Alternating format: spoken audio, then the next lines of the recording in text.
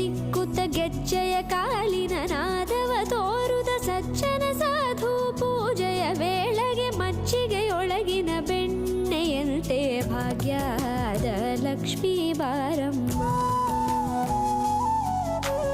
ಹೆಜ್ಜೆ ಮೇಲೊಂದೆಜ್ಜೆಯ ನಿಕ್ಕುತ ಗೆಜ್ಜೆಯ ಕಾಲಿನ ನಾದವ ತೋರುದ ಸಜ್ಜನ ಸಾಧು ಪೂಜೆಯ ವೇಳೆಗೆ ಮಜ್ಜಿಗೆಯೊಳಗಿನ ಬೆಣ್ಣೆಯಂತೆ ಭಾಗ್ಯದ ಲಕ್ಷ್ಮೀ ಬಾರಮ್ಮ.